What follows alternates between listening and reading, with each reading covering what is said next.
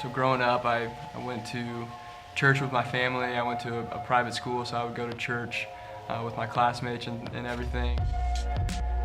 I would say my view of God is like a judge growing up, that like every time I would do something bad, he was upset with me, and if I would do something good, he would smile at me. And I remember my junior year of high school, things kind of flipped. I was with my basketball team, and we were coming back from like a 3-hour road trip, and somebody brought up like, what happens when we die? And I walked away from that conversation really thinking like nobody has any clue whether or not we're going to heaven, and I kind of had this idea that like, man, if God's gonna let me in, he's gonna let me in. If he's not, he's not. And it doesn't really matter how I live my life. It doesn't really matter what I do or how I do it. It's just really all up to him. I was kind of left just as exhausted as I was before, like chasing after God's approval. So I remember just thinking like, man, like what is this life all about? What can I give my life to that would last?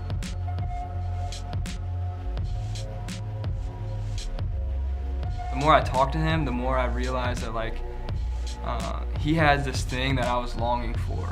He has this like deep-rooted satisfaction and joy, and he kept telling me it's in a relationship with Jesus. And I heard that and I was like, okay, like I've heard that before, like I haven't found it in that, so that's cool for you, but not really true for me. So I just kind of kept going along with the things I was doing, you know. I kind of got into the drug and party scene. I remember going back home and going to a New Year's party my freshman year, and I came back from the party and I just sat in the living room at my house, and I remember thinking, man, there's got to be more than this. Like I can't just keep living life like this.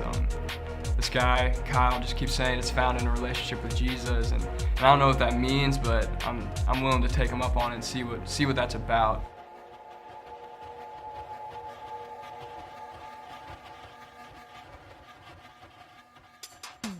I was right back to where I was when I was a kid. I was left with that checklist again, trying to earn God's favor, and I couldn't keep up. I remember just getting frustrated one day, and I just said, Kyle, man, like, what do I have to do to be a Christian? What do I have to do to have a relationship with Jesus? Just tell me and I'll do it. And he said, man, that's just it. Like, there's nothing you can do.